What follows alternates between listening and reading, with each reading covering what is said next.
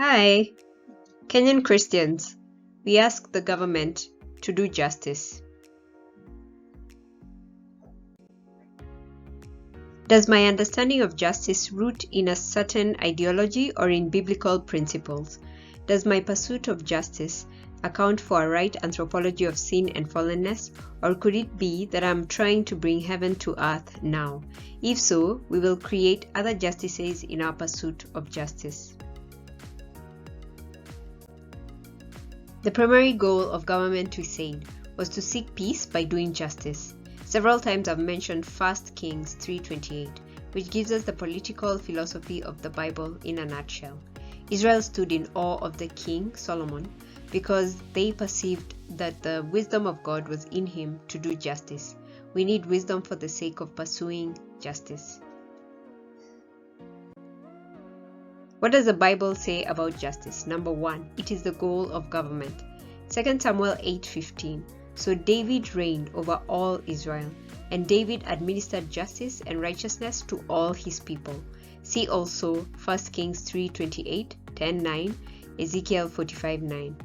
Psalm 72:1-2. Give the king your justice, O God, and your righteousness to the royal son.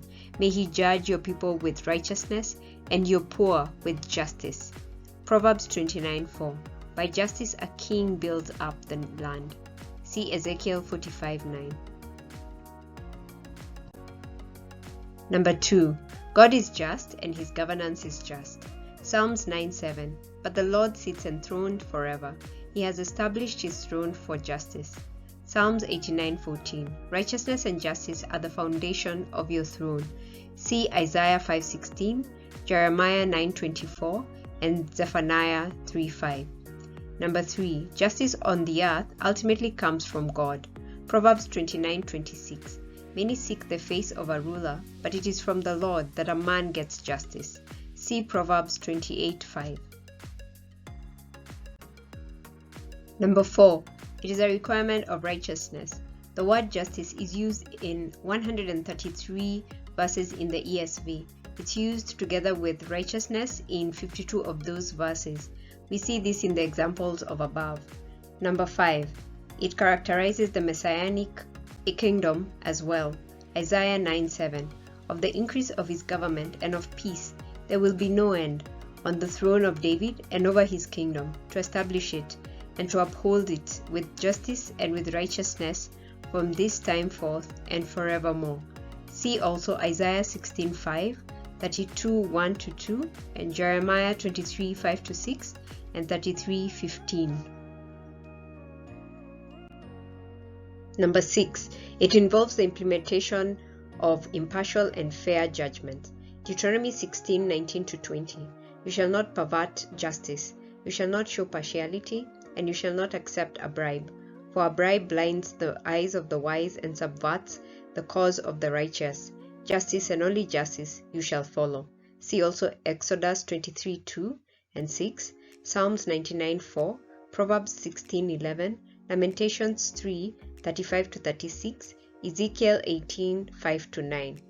Number 7. It upholds the cause of the weak and disadvantaged. Psalms 140:12. I know that the Lord will maintain the cause of the afflicted and will execute justice for the needy. See also Deuteronomy 24:17-18, Psalms 10:18, 82:3, Isaiah 1:17 and 23, 10:1-2, Jeremiah 5:28, and 22:13-16. Psalms 103:6. God works righteousness and justice for the oppressed. Number 8. God expects and requires it of his model people.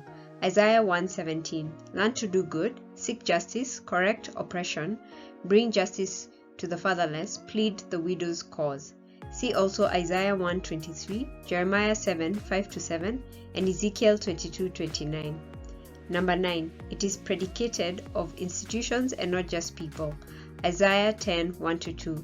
Woe to those who decree iniquitous decrees and the writers who keep writing oppression, to turn aside the needy from justice, and to rob the poor of my people of their right, that widows may be their spoil, and that they may make the fatherless their prey.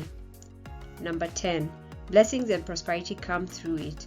Proverbs 29:4. By justice, a king builds up the land, but he who exacts gifts tears it down. See also Psalms 106:3, Proverbs 2:9, 21:15, Ecclesiastes 5:8-9, and Isaiah 32:1-2. Number 11. It gives life and is accompanied by mercy. Psalms 119:149. Hear my voice according to your steadfast love. O Lord, according to your justice, give me life. See also Psalms 112:5, 146:7, Proverbs 8:20-21, and Isaiah 30:18. Number 12. It accomplishes redemption. Isaiah 1:27. Zion shall be redeemed by justice, and those in her who repent by righteousness. See also Isaiah 30:18, 42:1 and 3 and 4, Hosea 2:19-20, and Matthew 12:18. Number 13. It results from rightly ordered love. Isaiah 16:5. Then a throne will be established in steadfast love, and on it will sit in faithfulness in the tent of David, one who judges and seeks justice and is swift to do righteousness. See Psalms 37:28, 99:4, 119:149, and Hosea 12:6. Number 14. It requires wisdom. Proverbs 8:20-21.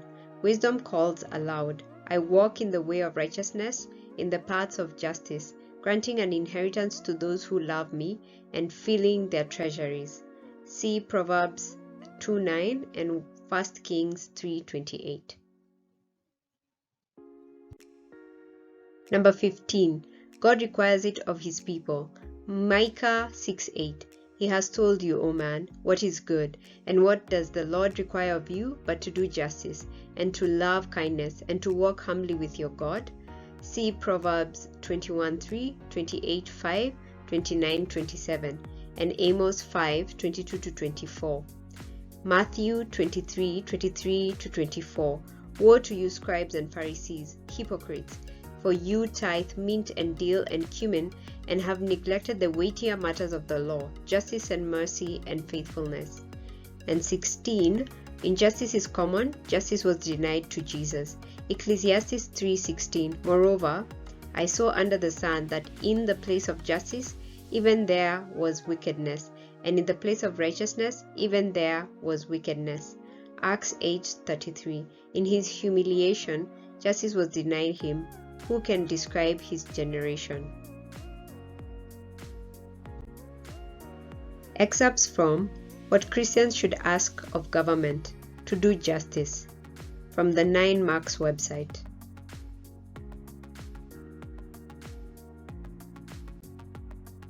We need God's help. Satan wants to steal from you and me every vestige of confidence that God is wise and good and just and holy, and that God is working everything together for a great purpose.